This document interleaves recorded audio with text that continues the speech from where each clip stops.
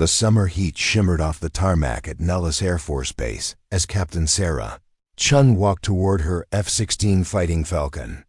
Around her, the newest generation of fighter pilots were preparing their state-of-the-art F-35 Lightning II jets, their sleek surfaces gleaming under the Nevada sun.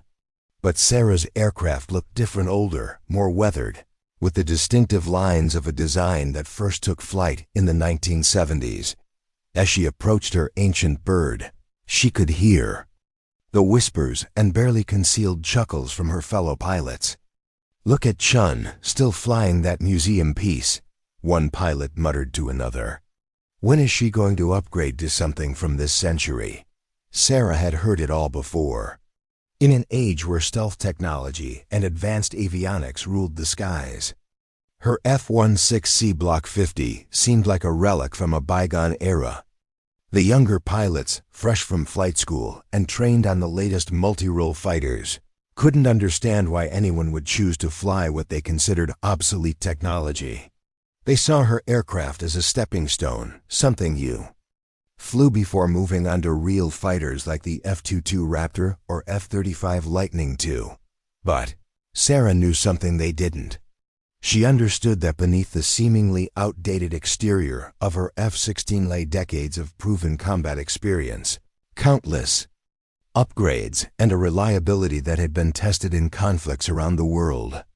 This wasn't just any F-16, it was a Block 50, one of the most advanced variants of the Fighting Falcon, equipped with modern avionics, advanced radar systems, and weapons capabilities that could match or exceed many newer aircraft. Before we jump back in, tell us where you're tuning in from, and if this story touches you, make sure you're subscribed, because tomorrow, I've saved something extra special for you. The F-16 Fighting Falcon had earned its reputation through blood, sweat, and countless hours of combat operations. Since its first flight in 1974, this single-engine multi-role fighter had become one of the most successful military aircraft in history, with over 4,600 units produced and operated by more than 25 countries. The F-16 had proven itself in virtually every type of combat scenario imaginable. From air-to-air combat over the Middle East to precision ground strikes in the Balkans, the Fighting Falcon had consistently delivered results when it mattered most. Sarah's particular aircraft had been through multiple upgrade programs that kept it at the cutting edge of fighter technology. The Block 50 designation meant her F-16 was equipped with the APG-68 radar system, capable of tracking multiple targets simultaneously while maintaining exceptional range and resolution. The aircraft's avionics suite included advanced electronic warfare systems, precision navigation equipment, and compatibility with the latest generation of air-to-air and air-to-ground weaponry. What made Sarah's F-16 truly special, however, wasn't just its technical specifications, it was its combat history. This particular airframe had served in 3 major conflicts, accumulating over 3,000 flight hours and earning a reputation among maintenance crews as one of the most reliable aircraft in the squadron. Previous pilots had nicknamed it Phoenix for its ability to return safely from even the most dangerous missions. The mockery from her fellow pilots wasn't entirely unfounded from their perspective. The F-35 Lightning II represented the pinnacle of modern fighter technology, with its advanced stealth capabilities, sensor fusion, and network-centric warfare systems.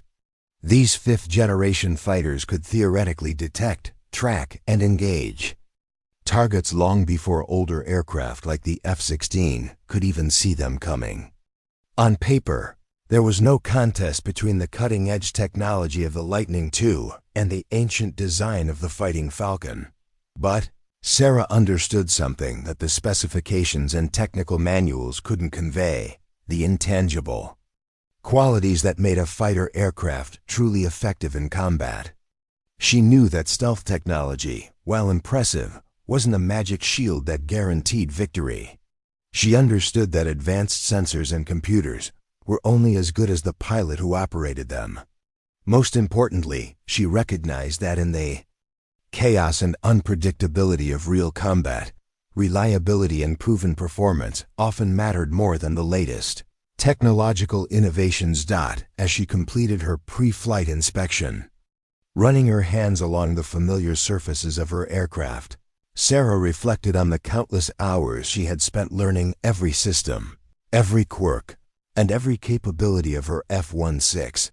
She knew exactly how the aircraft would respond in any situation, understood its limitations as well as its strengths, and had developed an almost telepathic connection with the machine that would be impossible to replicate quickly in a newer, unfamiliar aircraft. The F-16's design philosophy had always been different from other fighters. While many aircraft were designed around specific roles: air superiority, ground attack, or reconnaissance, the Fighting Falcon was conceived as a lightweight, highly maneuverable multi-role fighter that could excel in any mission. Its fly-by-wire flight control system, revolutionary when first introduced, allowed for unprecedented agility and responsiveness. The aircraft's thrust-to-weight ratio gave it climbing and acceleration capabilities that could surprise pilots flying much newer designs. What the critics didn't realize was that Sarah's ancient F-16 had been continuously modernized throughout its service life. The avionics systems were actually newer than those in many F-35s, having been upgraded just 6 months earlier. The radar could track and engage multiple targets with precision that rivaled any fighter in the world.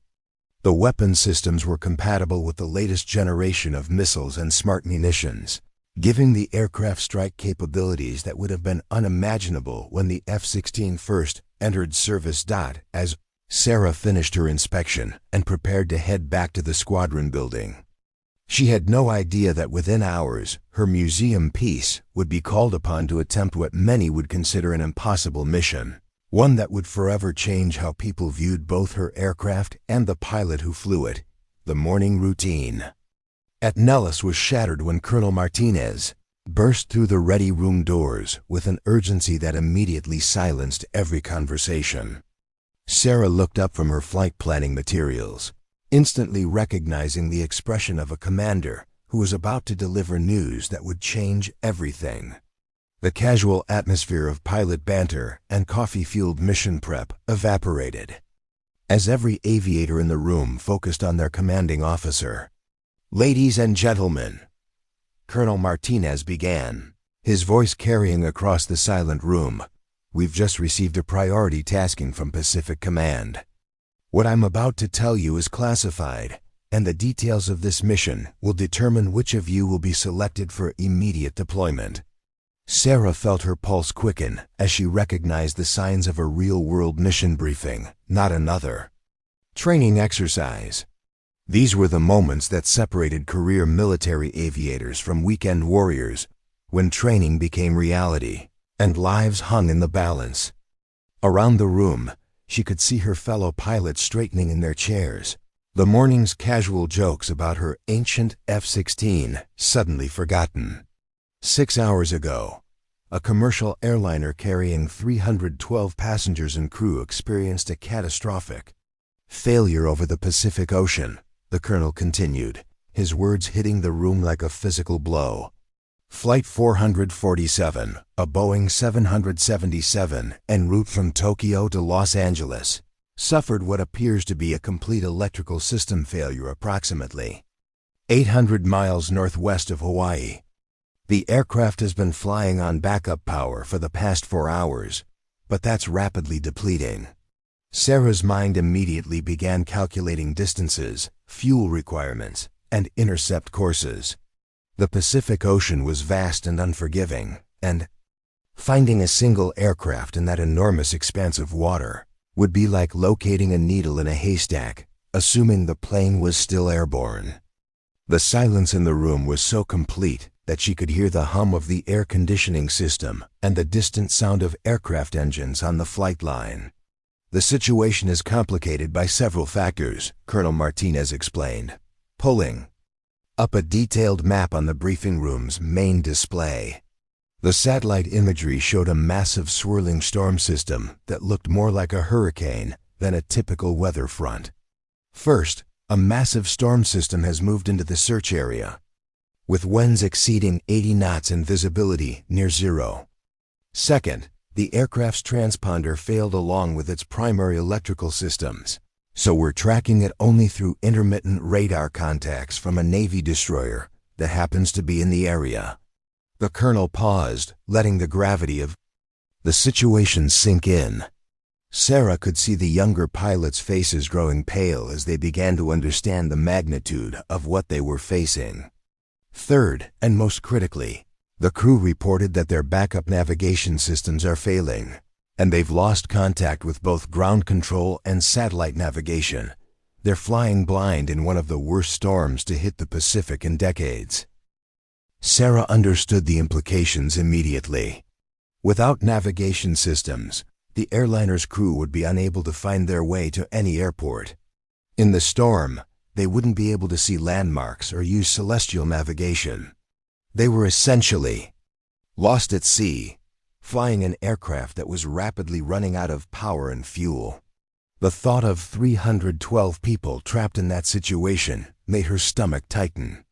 The mission, Colonel Martinez continued, is to locate this aircraft, establish communication, and provide navigation assistance to guide them to the nearest suitable airport. Based on their last known position and fuel remaining, that would be Hickam Air Force Base in Hawaii.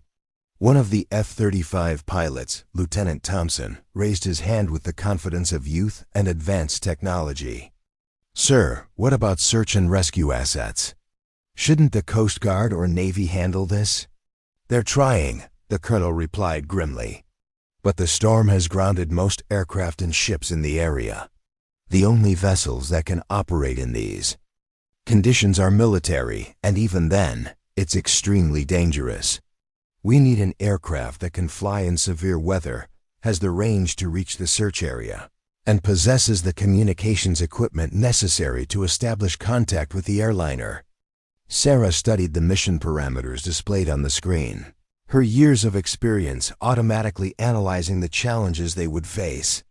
The search area was roughly 600 miles from Hickam, well within the F-16's combat radius.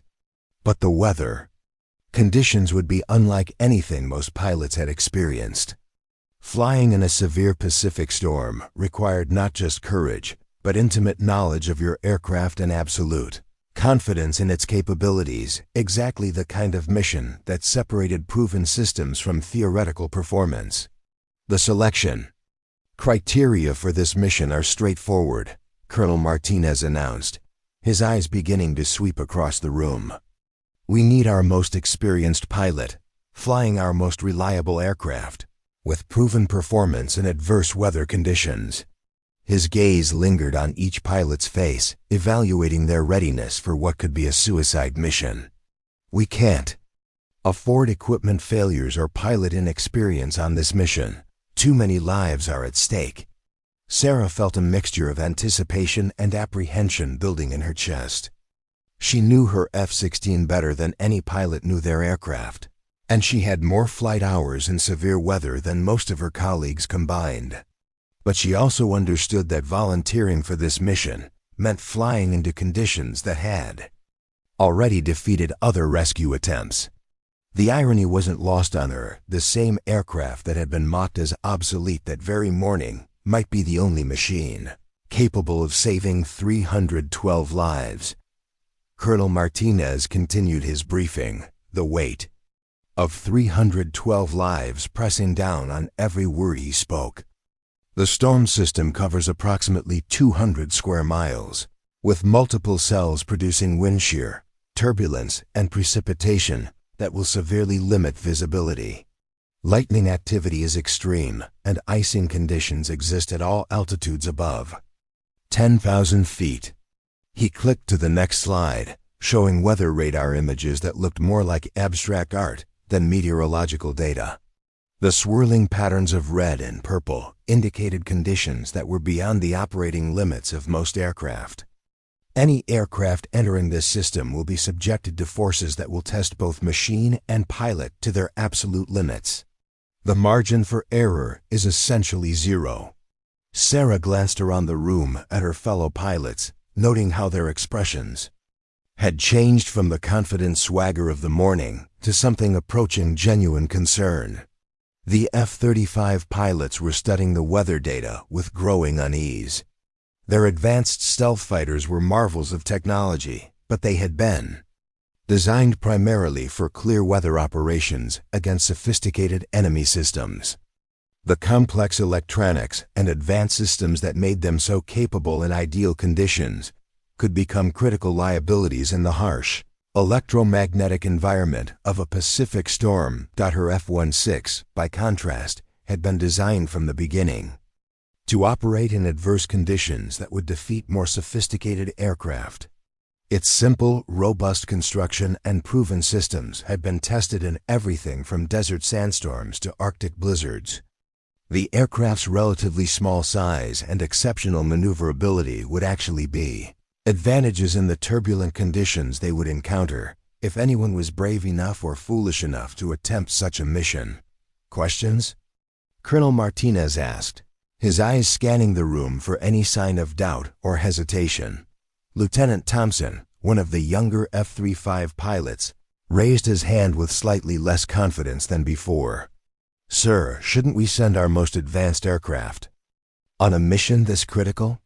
The F-35's sensors and avionics would seem better suited for finding a lost aircraft in a storm. Colonel Martinez's expression didn't change, but Sarah detected a slight tightening around his eyes, the look of an experienced officer who had seen too many missions fail because someone chose capability on paper over proven performance in reality.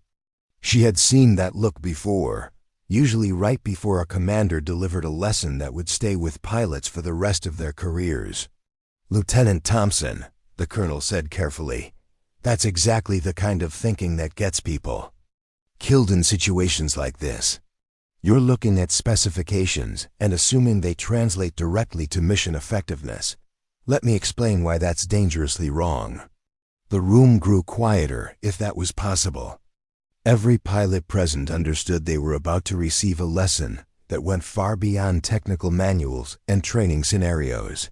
This was the kind of hard-earned wisdom that could only come from someone who had sent pilots into harm's way and lived with the consequences of those decisions. The F-35 Lightning II is an exceptional aircraft, Martinez continued, but it was designed for a different kind of warfare. Its stealth capabilities are optimized for penetrating sophisticated enemy air defense systems. Its sensor fusion is designed to process information from multiple sources in a networked battlefield environment. These are remarkable capabilities, but they're not necessarily what we need for this mission.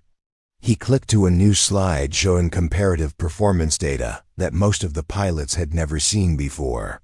What we need is an aircraft that can fly through severe weather without its systems failing, maintain stable flight in extreme turbulence, and operate reliably when exposed to intense electromagnetic activity from lightning strikes. We need proven durability, not theoretical capability. Sarah watched as the younger pilots absorbed this information, seeing them begin to understand that advanced technology wasn't always the answer sometimes. Proven reliability mattered more than cutting-edge features. It was a lesson that could only be learned through experience, not classroom instruction. The F-16 Fighting Falcon, Colonel Martinez explained, has been flying rescue missions in severe weather for over 4 decades. It's been struck by lightning hundreds of times without mission failure. Its fly-by-wire system was specifically designed to maintain control in conditions that would defeat other aircraft.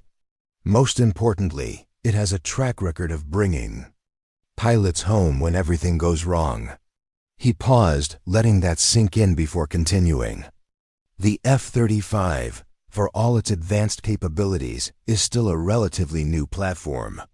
We don't have decades of real-world experience operating in extreme conditions. We don't know how its complex systems will respond to the kind of electromagnetic interference generated by a major storm system. We can't afford to learn those lessons on a mission where 312 lives hang in the balance. Sarah felt a surge of vindication, but also a growing weight of responsibility. She was beginning to realize that her ancient F-16 might indeed be selected for this critical mission, and that everything she had learned about flying in adverse conditions was about to be put to the ultimate test. The morning's jokes and dismissive comments seemed like they had happened in another lifetime. "There's another factor to consider," the colonel added, his voice taking on the tone of someone who had been in similar situations before: communication range and reliability.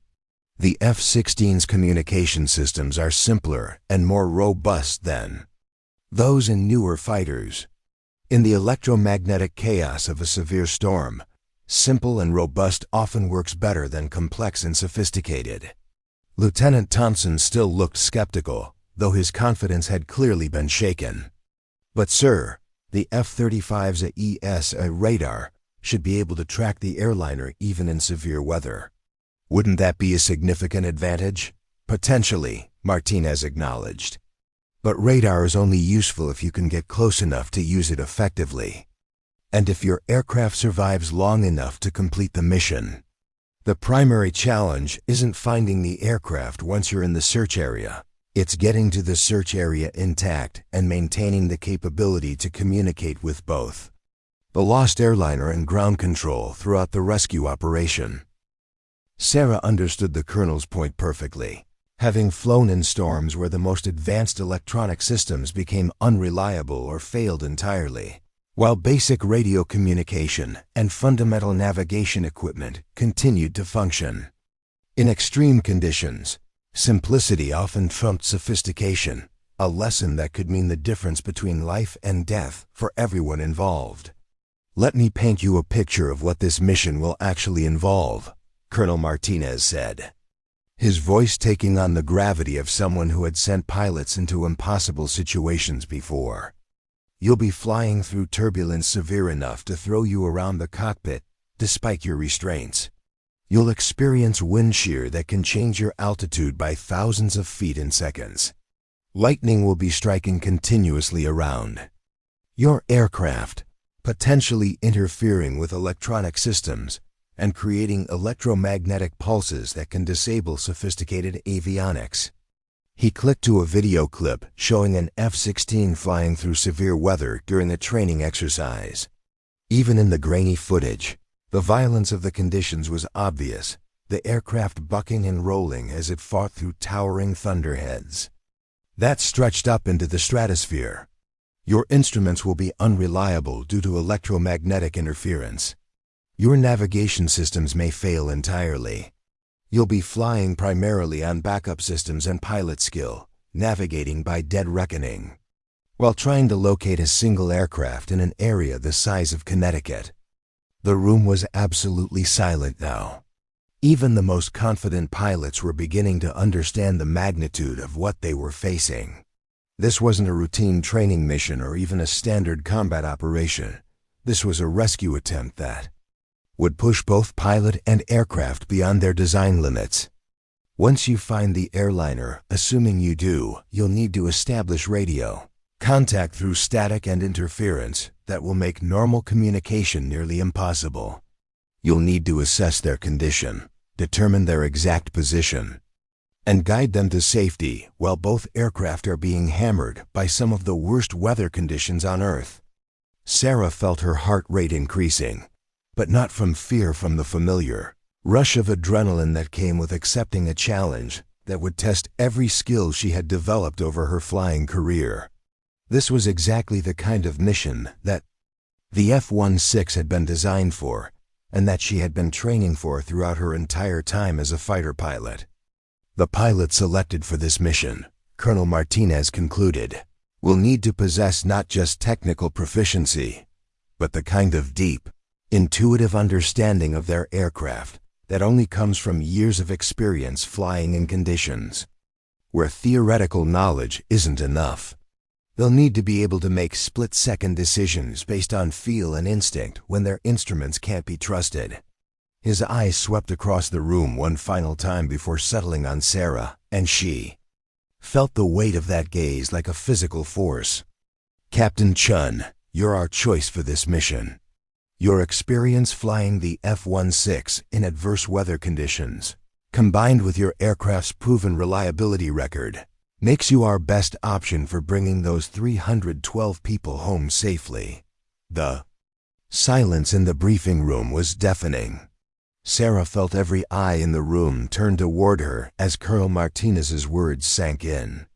The same pilots who had been mocking her ancient F-16 just hours earlier were now watching her with a mixture of respect, concern, and perhaps a touch of relief that they hadn't been chosen for what everyone understood was essentially a suicide mission. Sir, Sarah replied, her voice steady despite the adrenaline now coursing through her system. I accept the mission. When do we launch? Immediately, Martinez responded without hesitation.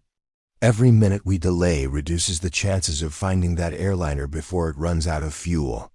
Weather reports indicate the storm is intensifying, but there's a brief window. In approximately 90 minutes where conditions might be marginally better. That's our launch window, and probably our only one. Sarah stood up, her mind already shifting into mission planning mode as the reality of what lay ahead began to crystallize. I'll need the most recent weather data, the airliner's last known position and heading, and communication frequencies for all agencies involved in the search. Already being prepared, the colonel confirmed efficiently.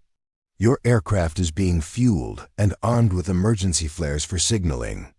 We're also loading additional communication equipment that might help you establish contact with the airliner once you locate them. As Sarah headed toward the door, Lieutenant Thompson called out, his voice carrying a sincerity that hadn't been there during the morning's casual mockery. Captain Chen, good luck. Bring them home. The change in attitude was remarkable and immediate. The same pilot who had questioned why they weren't sending a more advanced aircraft was now offering genuine encouragement. Sarah nodded in acknowledgement, understanding that combat missions had a way of stripping away pretense and revealing what really mattered. Not the age of your aircraft or the sophistication of its systems, but the skill of the pilot and the reliability of the machine when everything went wrong. Preparing and narrating this story took us a lot of time, so if you are enjoying it, subscribe to our channel. It means a lot to us. Now back to the story. Walking across the tarmac toward her F-16, Sarah began the mental process that every combat pilot knew, transitioning from peacetime training mindset to combat readiness. The jokes and casual atmosphere of the ready room were behind her now, replaced by the focused intensity that came with accepting responsibility for 312 lives. What lay ahead was not just a rescue mission, but a test of everything she believed about aviation, aircraft design, and the value of experience over technology. Her crew chief, Master Sergeant Rodriguez, was waiting by the aircraft with a grim expression that immediately told Sarah he understood the gravity of the situation. Rodriguez had been maintaining F-16s for over 15 years, and Sarah could see in his eyes the same mixture of confidence and concern that she felt about the mission ahead. Ma'am, I've been maintaining this bird for 8 years, and I've never been more confident in its systems than I am right now, Rodriguez said, his voice carrying the authority of someone who knew every bolt and wire in the aircraft. Every component has been checked and double-checked. She's ready for whatever you're going to ask of her. Sarah appreciated the confidence, but she also understood the unspoken message. Even the most reliable aircraft in the world could fail when pushed to its absolute limits. What she was about to attempt would test both her F-16 and her own skills, beyond anything they had encountered in training or even previous combat operations. What's the fuel situation? She asked, beginning her external inspection of the aircraft. With the methodical precision that had been drilled into her over thousands of flight hours. "Full internal tanks plus 2 external drop tanks," Rodriguez replied, pointing to the additional fuel pods mounted under the wings. "That gives you approximately 2,000 miles of range at cruise power settings. But in the storm conditions you'll be facing, with the higher power settings needed to maintain control, you're looking at maybe 1,400 miles maximum." Sarah did the math quickly in her head. Hickam Air Force Base to the search area was roughly 600 miles. That left her with maybe 800 miles of fuel for the actual search, assuming she could find the airliner and guide it back to safety. It would be tight, but manageable if everything went according to plan, and in her experience, nothing ever went according to plan. "Ma'am," Rodriguez continued, his voice dropping slightly as he shared information that went beyond standard procedures, "I took the liberty of installing the enhanced communication package we use for special operations. It's more resistant to electromagnetic interference, and it has backup frequencies that should work even if the primary systems fail." "Good thinking, Sergeant," Sarah replied, genuinely grateful for the crew chief's initiative. In combat situations, it was often the small details and extra preparations that made the difference between mission success and failure. Rodriguez's experience and attention to detail might well save lives before this mission was over. As she continued her pre-flight inspection, Sarah reflected on the irony of the situation unfolding around her. Her F-16, dismissed by others as obsolete technology just hours earlier, was now the only aircraft considered capable of flying this mission. The advanced fighters that had seemed so superior in peacetime were suddenly irrelevant when faced with the harsh realities of extreme weather conditions and the need for proven reliability. The F-16's design philosophy had always emphasized simplicity, reliability, and maintainability over complexity and advanced features. When General Dynamics designed the aircraft in the 1970s, they created a fighter that could operate from rough airfields, be maintained by small ground crews, and continue flying even when damaged. These characteristics, which seemed less important in an era of high-tech warfare, were exactly what made the F-16 suitable for this rescue mission. Sarah completed her walk-around inspection and climbed into the cockpit, settling into the familiar environment of switches, displays, and controls that had become like a second home after thousands of hours of flight time. Every instrument, every button, every indicator was exactly where muscle memory expected it to be. In the chaos and stress of flying through a severe storm, this familiarity would be invaluable, allowing her to operate critical systems by touch and instinct when visibility was zero and turbulence made precise movements nearly impossible. As she began her engine start sequence, the familiar whine of the F-16 single Pratt & Whitney turbofan filled the cockpit. The sound was reassuring, a reminder of the reliable power plant that had carried countless pilots through dangerous missions over 4 decades of service. Sarah received a radio call from the control tower just as the engine reached idle power. "Phoenix 1, this is Nellis Tower. We have an update on the weather conditions in your target area." "Go ahead, Tower," Sarah replied, her hands moving through the start checklist with practiced efficiency, while her mind prepared for whatever bad news was coming. "The storm system has intensified since your briefing. Winds are now reported at 95 knots with gusts to 120. Lightning activity is continuous throughout the search area. We're also getting reports of severe icing conditions above 8,000 feet. Sarah absorbed this information without letting it affect her preparation routine. Severe weather was part of the mission profile. If conditions were good, they would have sent a search and rescue helicopter instead of a fighter aircraft. The worsening conditions simply meant she would need to be even more careful and precise in her flying. Additionally, the tower controller continued, his voice carrying a note of concern. "We've lost contact with the Navy destroyer that was providing radar tracking. Their last report indicated the airliner was approximately 50 miles north of their position, But that was over an hour ago. This was more problematic than the weather update. Without ground-based radar support, Sarah would be searching for the airliner using only her aircraft's onboard systems and visual identification. In storm conditions with near-zero visibility, finding a single aircraft in hundreds of square miles of ocean would be like searching for a needle in a haystack while blindfolded. "Understood, Tower," Sarah replied, keeping her voice calm and professional despite the mounting challenges. "Phoenix 1 is ready for takeoff." The tower cleared her for takeoff, and Sarah advanced the throttle, feeling the familiar surge of power as her F-16 accelerated down the runway. The takeoff from Nellis was routine, but as the aircraft lifted off and began its climb, Sarah knew that would be the last normal thing about this flight for the next several hours. Behind her, she was leaving the familiar world of training exercises and peacetime operations. Ahead lay a test that would challenge everything she thought she knew about flying. As her F-16 climbed through 10,000 feet, Sarah could see the massive storm system ahead of her, stretching across the horizon like a dark wall that seemed to reach from the ocean surface to the edge of space. Even from a distance of over 400 miles, the storm looked intimidating in a way that made her understand why other aircraft had been unable to operate in these conditions. Towering cumulonimbus clouds rose to altitudes exceeding 50,000 feet, their tops spreading out into classic anvil shapes that indicated the incredible energy contained within the system.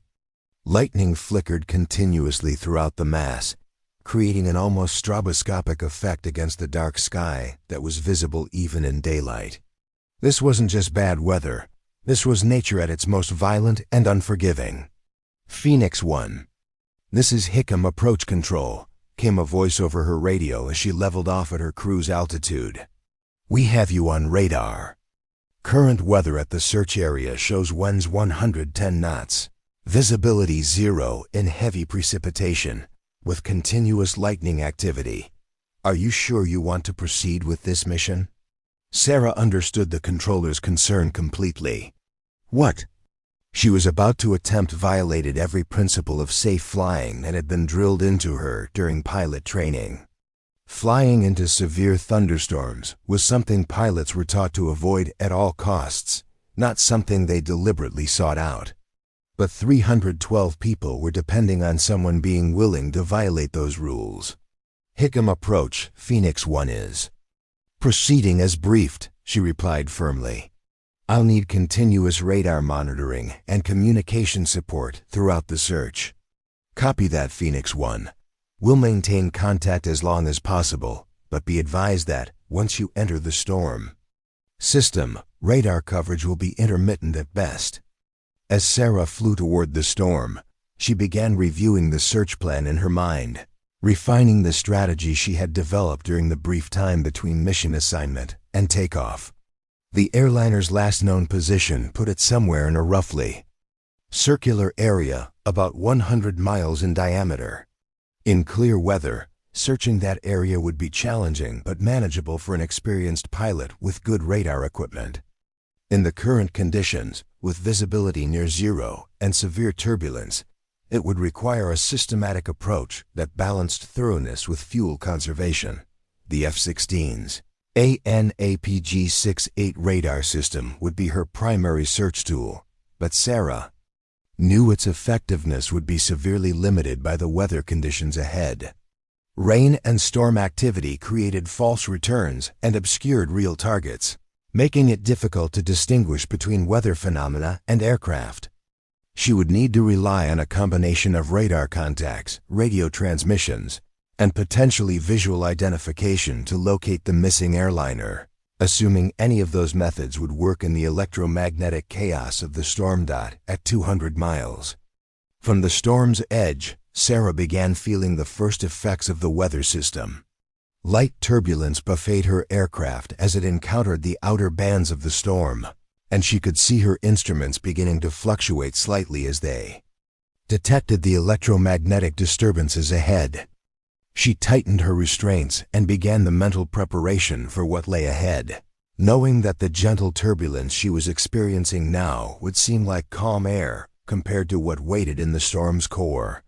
"Phoenix 1, we're showing you." Approaching the outer edge of the storm system, Hickam Approach reported, their voice already beginning to show signs of static interference. "Last weather report from the area indicates turbulence severe enough to cause structural damage to aircraft. Do you wish to continue?" Sarah looked ahead at the wall of dark clouds, now filling her entire field of view.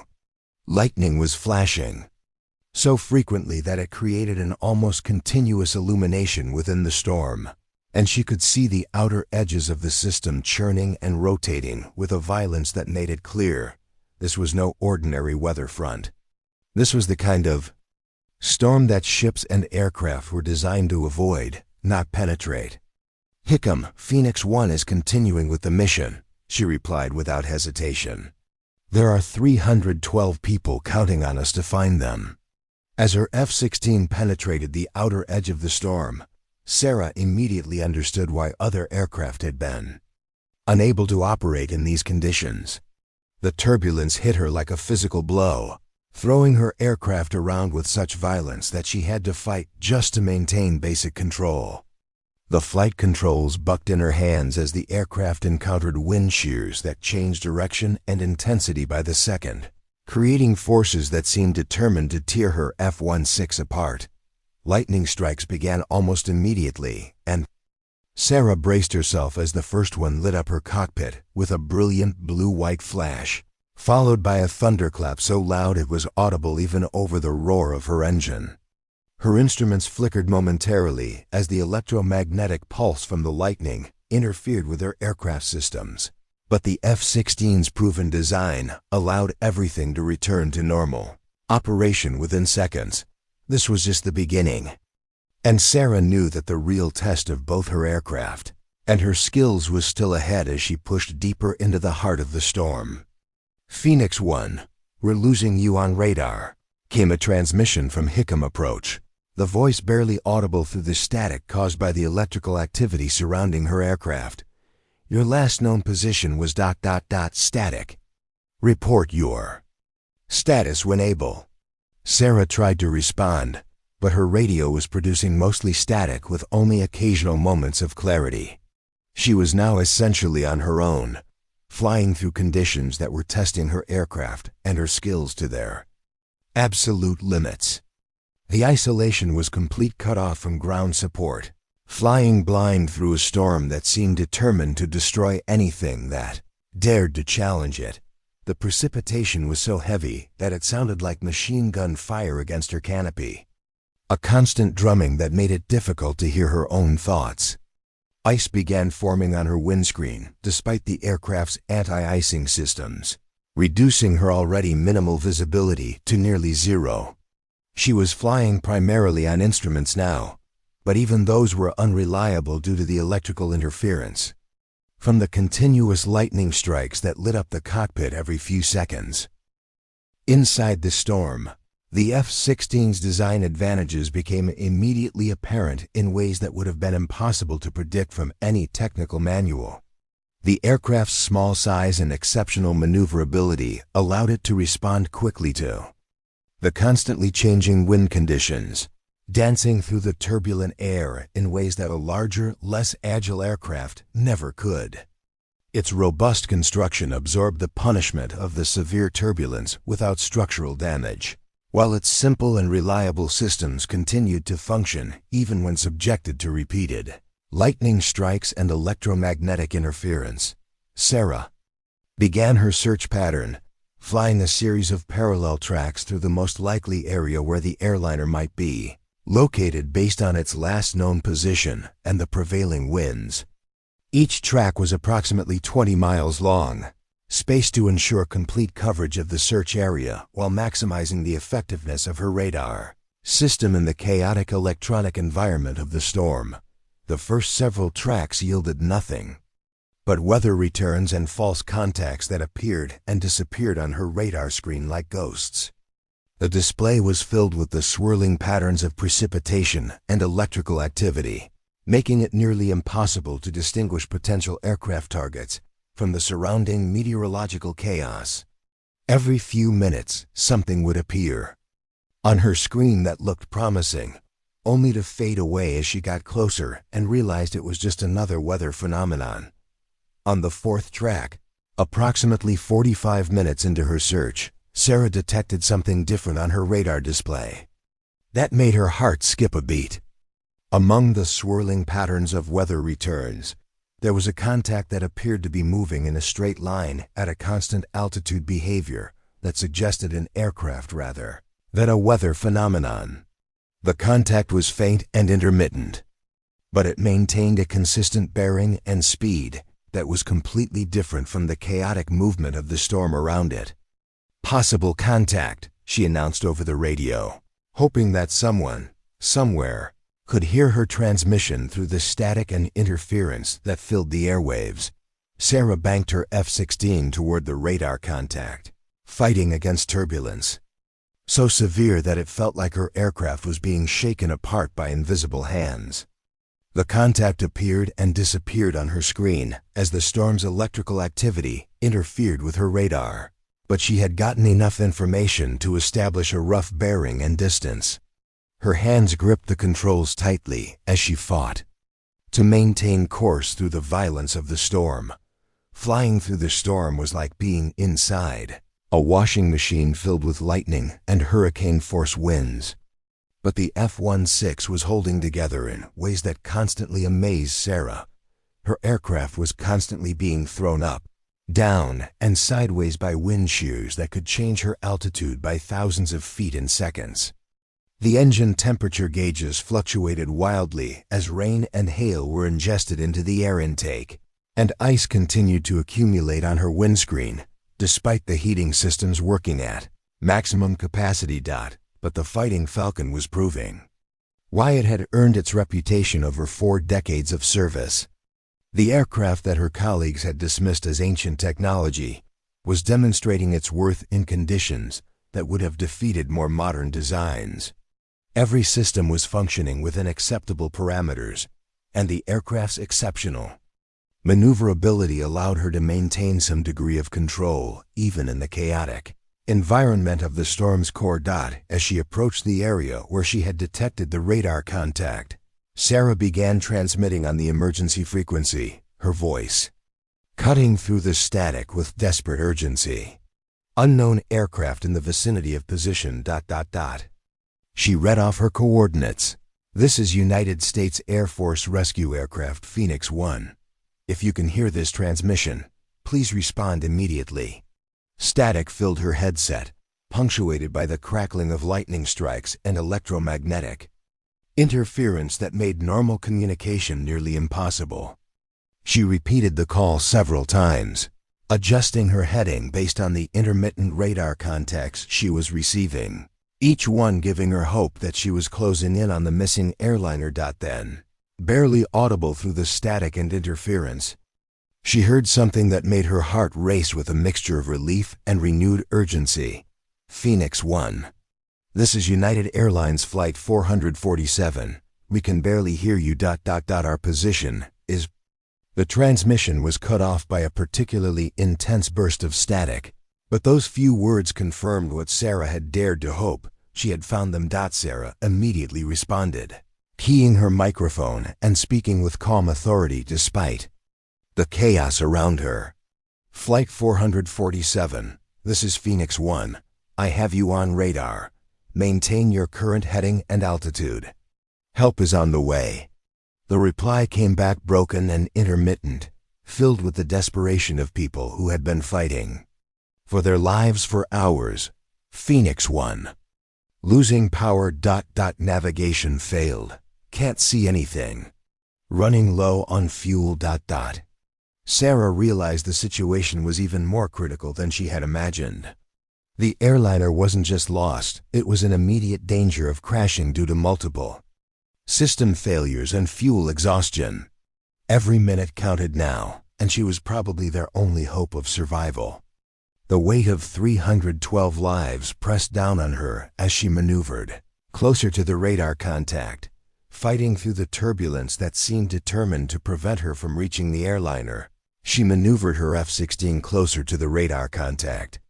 As she approached, she caught brief glimpses through the storm of navigation lights, red and green flashes that confirmed she had found the missing Boeing 777. The sight filled her with both relief and new determination.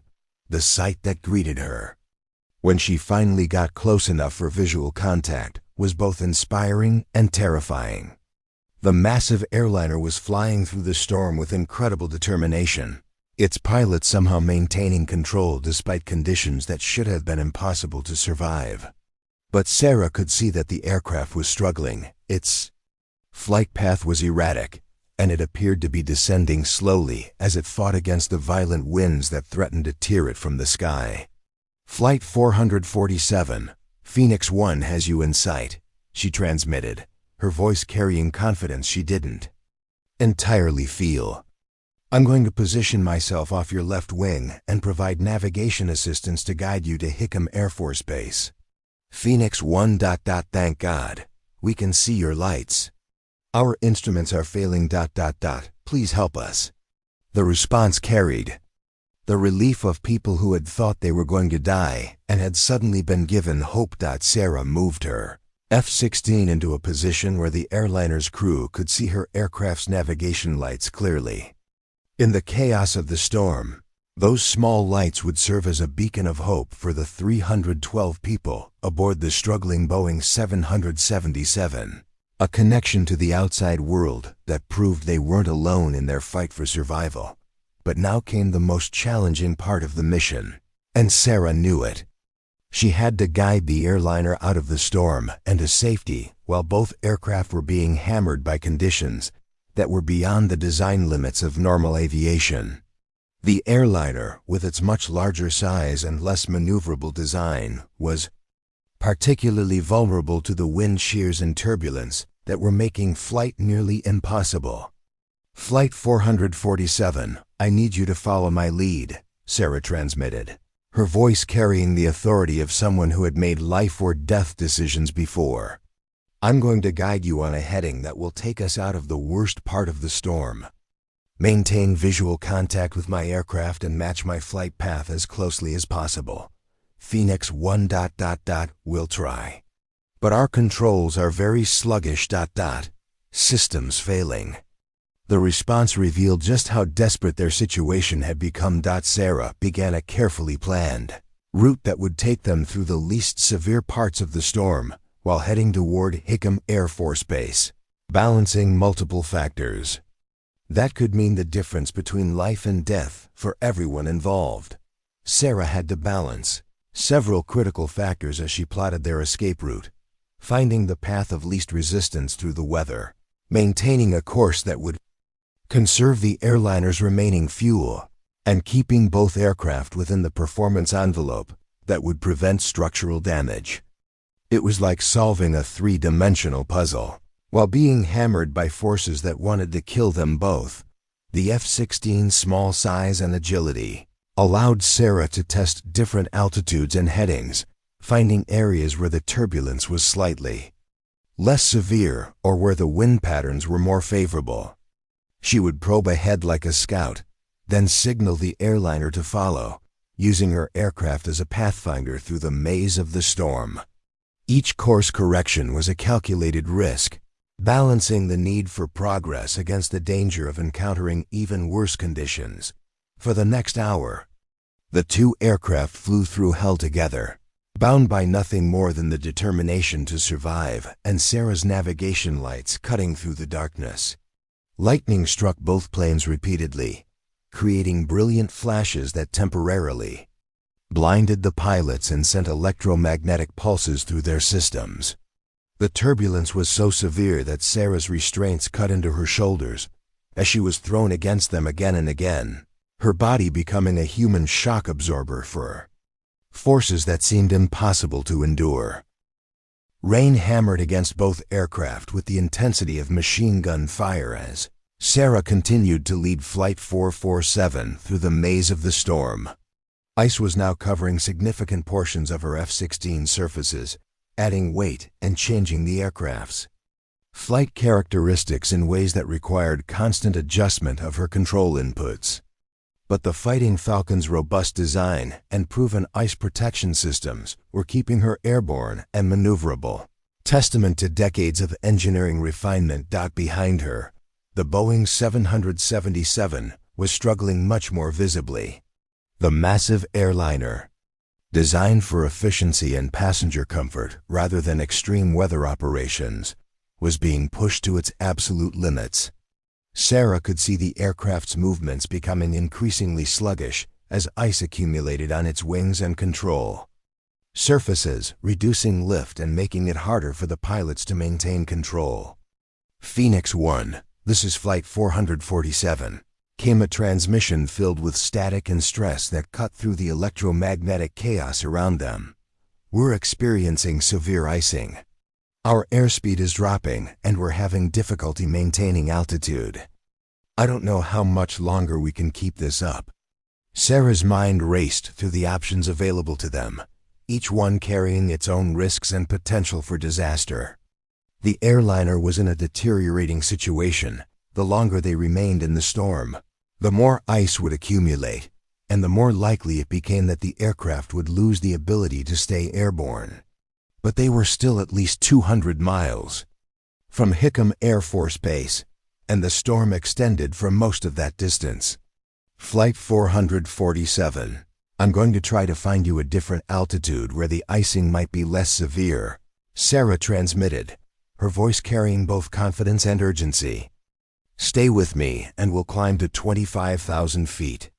Phoenix 1, we're not sure we have enough power to climb in these conditions. The response revealed just how desperate their situation had become. You have to try, Sarah replied, her voice carrying the urgency of the situation and the authority of someone who understood that failure was not an option. If you can't climb, the ice accumulation will eventually make it impossible to maintain flight. Sarah began a gradual climb, constantly monitoring her instruments and the airliner's position relative to her own aircraft. The F-16's superior power-to-weight ratio allowed it to climb steadily, even in the severe conditions, but the heavier Boeing 777 was struggling to follow, its engines working at maximum power just to maintain forward momentum. At 22,000 feet, Sarah noticed a change in the ice accumulation on her aircraft that gave her new hope. The temperature at this altitude was actually warm enough that the ice was beginning to shed from her wings and control surfaces, falling away in chunks that revealed the clean metal underneath. Flight 447, the icing conditions are improving. At this altitude, Sarah transmitted with the first genuine optimism she had felt since entering the storm. Can you make it up here? Phoenix 1. We're trying. Engines are at maximum power, barely maintaining climb rate. The strain in the airline pilot's voice was evident even through the static, but there was also determination that spoke to the professionalism of the crew fighting for their passengers' lives. Sarah watched anxiously as the airliner slowly fought its way up through the hostile atmosphere, every foot of altitude gained representing a victory against the forces trying to bring the aircraft down. The pilots of Flight 447 were demonstrating incredible skill and determination, coaxing performance from their damaged aircraft that should have been impossible under the circumstances. Finally, after what seemed like an eternity of watching the Boeing 777 struggle against gravity and ice, the airliner reached 25,000 feet. Almost immediately, Sarah could see the ice beginning to shed from the airliner's surfaces as the warmer air at this altitude worked to free the aircraft from the frozen coating that had been threatening to destroy it. Phoenix 1, this is Flight 447, came a transmission that sounded considerably less strained than any communication she had received from them. The icing has stopped and we're regaining normal control response. Whatever altitude this is, it's saving our lives. Flight 447, maintain this altitude and continue following my lead, Sarah replied, feeling a surge of relief that they had overcome this particular crisis. We're approximately 150 miles from Hickam. At our current ground speed, that's about 45 minutes of flight time. But Sarah knew that 45 minutes could be an eternity in their current situation. Her fuel gauges showed that she was consuming fuel at a much higher rate than planned due to the power settings required to maintain control in the storm. The airliner was undoubtedly experiencing similar fuel consumption issues, and they had been airborne for hours beyond their planned flight time. As they continued through the storm, Sarah began to notice subtle changes in the weather conditions around them that filled her with cautious hope. The lightning strikes were becoming less frequent, and the turbulence, while still severe, was not quite as violent as it had been in the core of the storm system. They were beginning to encounter the outer edges of the weather front, moving toward calmer air and safety. Phoenix 1, this is Hickam Approach Control, came a voice over her radio, clearer than any transmission she had received in over an hour. The sound of that clear communication was like music to her ears. We have you on radar, along with what appears to be a large aircraft. Is that Flight 447? Hickam Approach Phoenix 1 confirms, Sarah replied, unable to keep the relief from her voice. I have Flight 447 in sight and am providing navigation assistance. Both aircraft have been in severe weather conditions for over an hour. Flight 447 is experiencing multiple system failures and is critically low on fuel. Phoenix 1, we're declaring an emergency for both aircraft, came the immediate response. All runways are being cleared and emergency crews are standing by. What is your current position and estimated time of arrival?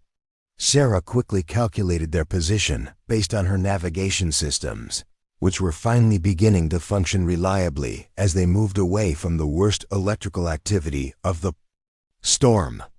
Hickam Approach, we are approximately 120 miles northwest of your position, bearing 315 degrees. Estimated arrival in 30 minutes. Copy Phoenix 1. Be advised that we still have severe weather in the area, with winds gusting to 70 knots. And heavy precipitation. The approach to Hickam will be challenging, but runway conditions are acceptable. Sarah understood that their ordeal was far from over, but for the first time since entering the storm, she felt genuine hope that they would all survive this mission. Landing in severe weather conditions, especially with a damaged airliner low on fuel, would require precision and skill that would test both flight crews to their limits. But at least they were now within range of their destination, and ground-based assistance was available. Flight 447, we're almost home, she transmitted to the airliner, her voice carrying both confidence and determination. Hickam is 30 minutes ahead of us. How are your fuel and systems holding up? Phoenix 1, we're running on fumes, but we think we have enough to make it to the runway, came the reply. Most of our systems are still malfunctioning, but the primary flight controls are responding normally now that we're out of the worst icing conditions. Sarah felt a surge of relief mixed with renewed focus, knowing that the most dangerous part of the mission was still ahead of them. Landing an aircraft in severe weather was always challenging, but landing a damaged airliner with multiple system failures and minimal fuel reserves would require perfect execution from everyone involved. As they approached Hawaiian airspace, she could see the lights of Oahu emerging through the storm clouds, headlights that represented hope, but also served as a stark reminder of the challenges that still awaited them. The challenges that awaited them became immediately apparent as Sarah began receiving updated weather information from the tower. The weather around Hickam Air Force Base, while not as severe as the conditions they had just endured, was still far from ideal for landing operations. Wind gusts were reported at 70 knots with frequent changes in direction, and heavy rain was reducing visibility to less than a mile, conditions that would challenge even experienced pilots in fully functional aircraft. Phoenix 1, this is Hickam Tower, came a new voice over the radio, replacing the approach controller as they entered the final phase of their mission. We have both aircraft on radar and approach radar. Be advised that we have crosswinds gusting to 70 knots on runway 08. We can offer you runway 26, which has more favorable wind conditions, but it's shorter and has approach obstacles. Sarah quickly analyzed the options, understanding that this decision could determine whether 312 people lived or died.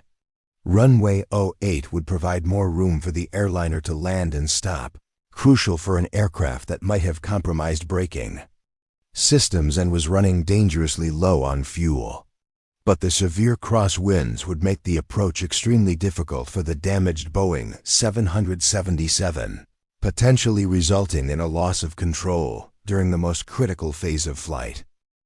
Runway 26 offered better wind conditions that would make the approach more manageable, but the shorter runway length meant less margin for error if anything went wrong during the landing. If the airliner touched down too far down the runway or had difficulty stopping, they could run off the end and into the obstacles beyond. Hickam Tower, what are the current winds for runway 26? She asked, needing precise information to make the right choice. Phoenix 1, runway 26 winds are 280 degrees at 45 knots, gusting to 55. That puts you at about a 30-degree angle off the runway heading. Sarah ran the calculations in her head with the speed that came from years of experience, making critical decisions under pressure. A 30-degree crosswind at 45 knots would be challenging but manageable for both aircraft, especially compared to the 70-knot direct crosswinds they would face on runway 08. The shorter runway would be tight for the Boeing 777, but not impossible. If the approach was executed properly and the aircraft touched down in the first 1,000 feet of runway. Flight 447. This is Phoenix 1.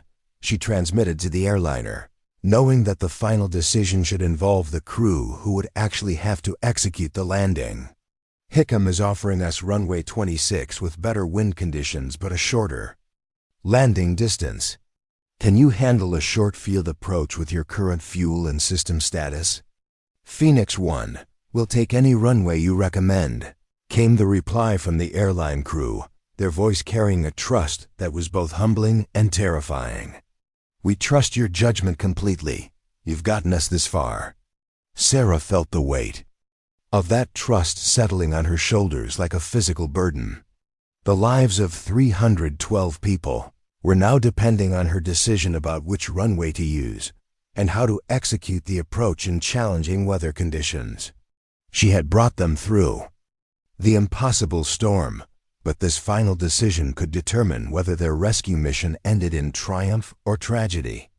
Hickam Tower, Phoenix 1 requests runway 26 for both aircraft, she announced, committing to the course of action that offered the best chance of success. I'll execute a visual approach and provide guidance for Flight 447. Phoenix 1. Cleared. To runway 26 came the immediate response. Emergency crews are standing by. Be advised that we're tracking another weather cell approaching from the west. You should have about 20 minutes before conditions deteriorate further. 20 minutes. Sarah realized with a chill that they would have only one chance to get this right. If either aircraft had to execute a missed approach and try again, the approaching weather might make a second attempt impossible. This was it, their one shot at bringing everyone home safely. As they descended toward Hickam, Sarah positioned her F-16 ahead of and slightly to the left of the Boeing 777, allowing the airliner's crew to use her aircraft's lights as a reference point during the approach. The technique was unconventional and not found in any training manual, but in the current conditions, it was the best way to ensure that both aircraft could navigate the approach safely. Flight 447, I'm going to guide you through the approach. Sarah transmitted, her voice carrying the calm authority that had gotten them this far. Follow my aircraft and maintain visual contact with my lights. When I begin my turn to final approach, start your turn at the same time but plan to touch down about 1,000 feet beyond my touchdown point. Phoenix 1, understood, came the reply. We have you in sight and will follow your lead." The approach to runway 26 required flying between two mountain ridges that created their own unique challenges, turbulent wind conditions, and downdrafts that could catch unwary pilots off guard and slam them into the ground without warning. Sarah had flown this approach many times during training exercises, but never in weather this severe, and never while leading a damaged airliner with hundreds of lives at stake. As they entered the approach corridor, both aircraft were immediately buffeted by the mountain-induced turbulence that seemed determined to prevent their landing. Sarah's F-16 bucked and rolled as it encountered the chaotic currents flowing around and over the volcanic peaks, but the aircraft's responsive controls allowed her to maintain the proper approach path, despite the violence of the air around them.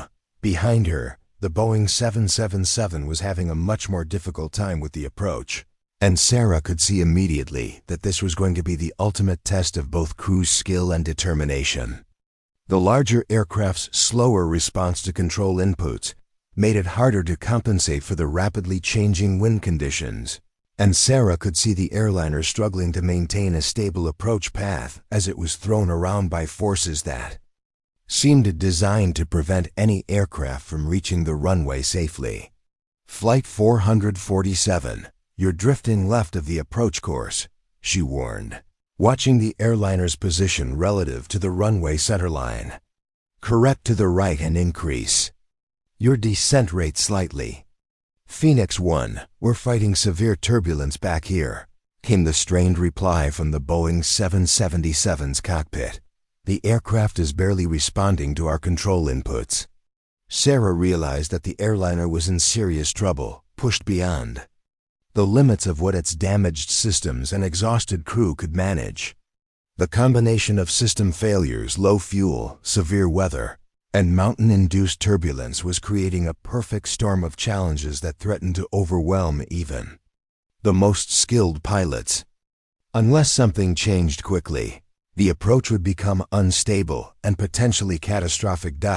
Making a split-second decision that went against all standard procedures and safety protocols, Sarah reduced her F-16's approach speed to nearly the minimum possible and positioned her aircraft directly ahead of the Boeing 777.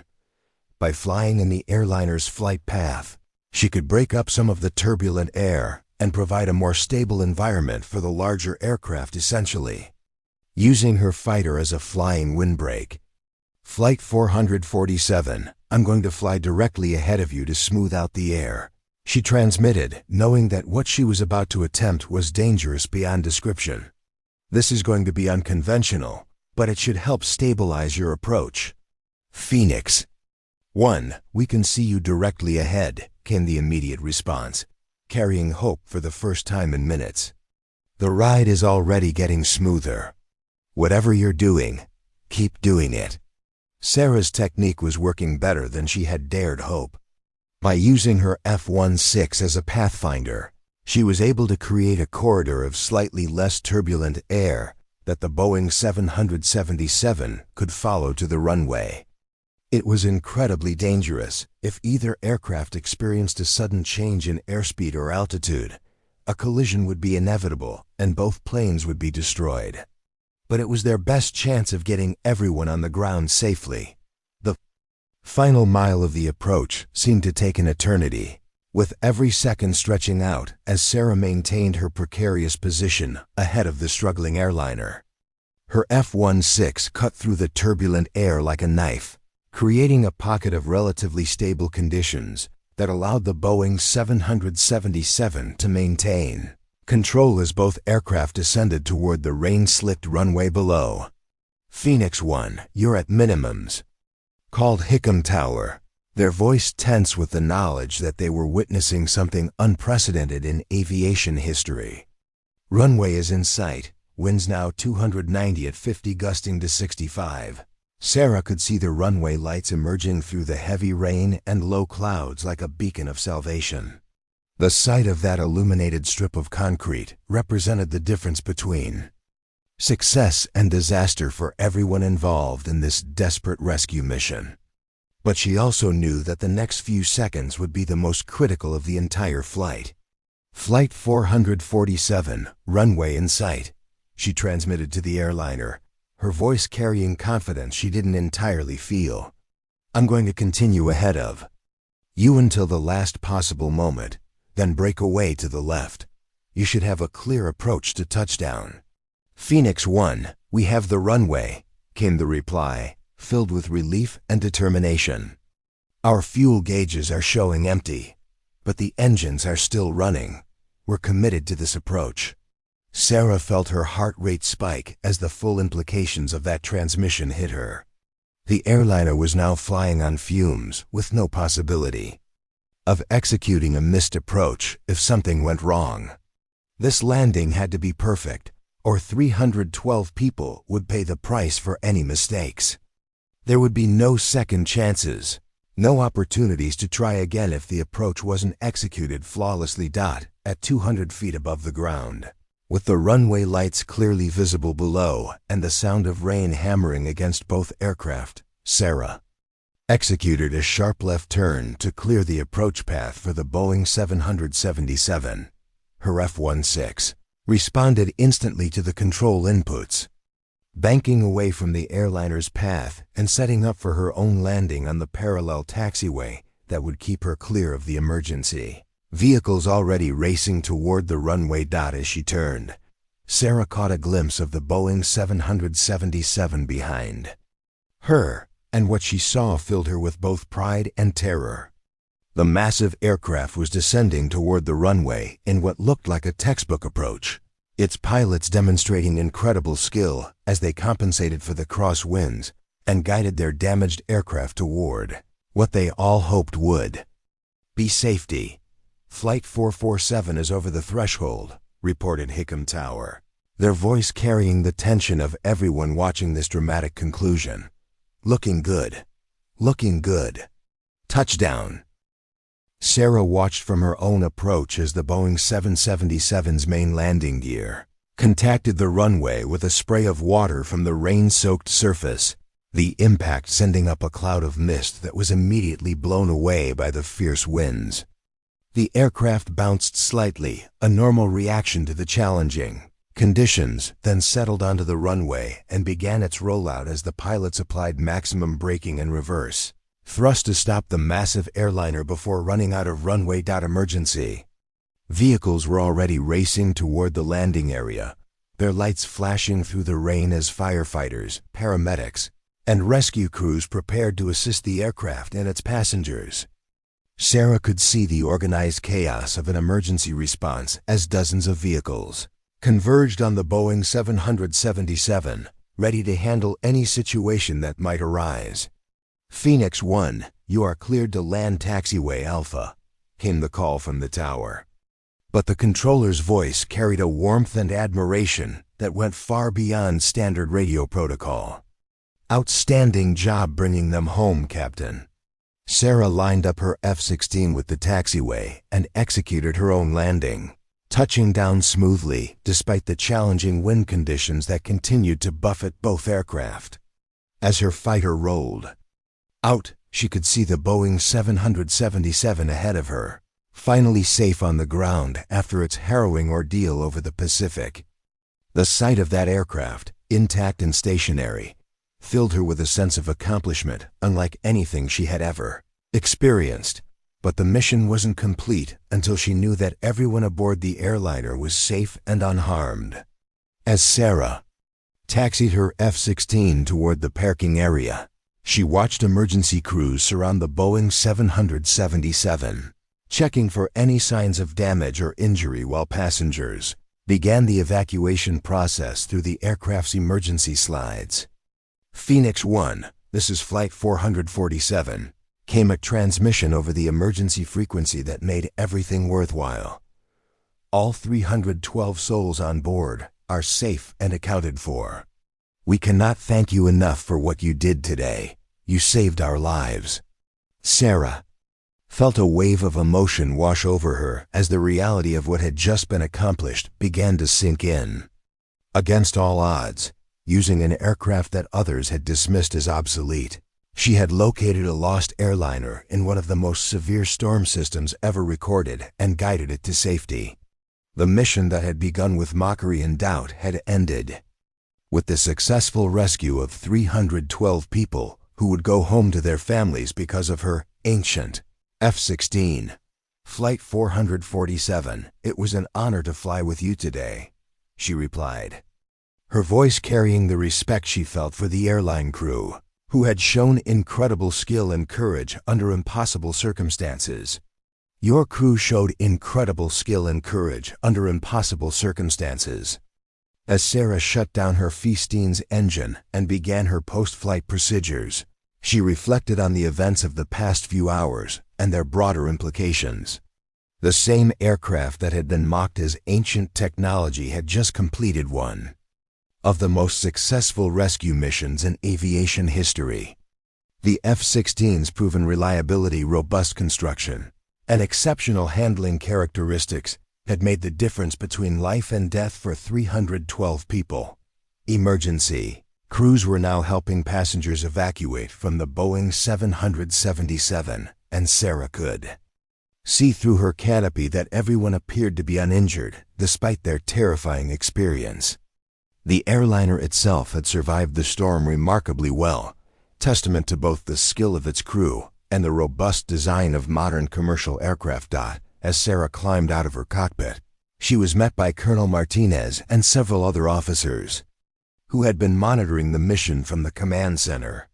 The expressions on their faces showed a mixture of relief, pride, and amazement at what had just been accomplished against impossible odds. "Captain Chen," Colonel Martinez said, extending his hand with a smile that spoke volumes. "That was the most extraordinary display of airmanship I've ever witnessed.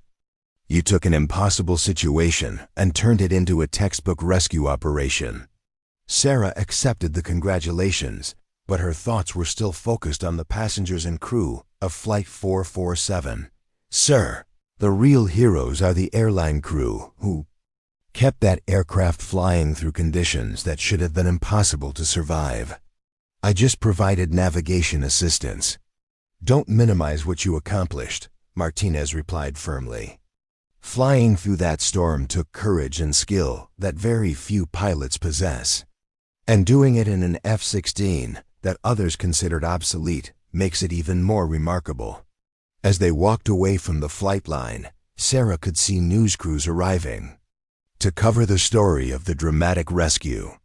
She knew that in the coming days, there would be extensive coverage of the mission and probably renewed appreciation for the capabilities of the F-16 Fighting Falcon and the pilots who flew it. The debriefing room at Hickam Air Force Base was packed with more people than Sarah had ever seen for a post-mission analysis. Representatives from Pacific Command, the Federal Aviation Administration, the National Transportation Safety Board, and officials from United Airlines were all present to hear the details of the remarkable rescue operation that would be studied and remembered for years to come. But for now, she was simply grateful that everyone had made it home safely. The mission that had begun with mockery of her ancient fighter had ended with 312 lives saved and a demonstration that sometimes proven reliability and pilot experience matter more than the latest technology. Her F-16 had proven that age and wisdom could triumph over youth and sophistication when lives hung in the balance. Up next, you've got 2 more standout stories right on your screen. If this one hit the mark, you won't want to pass these up. Just click and check them out.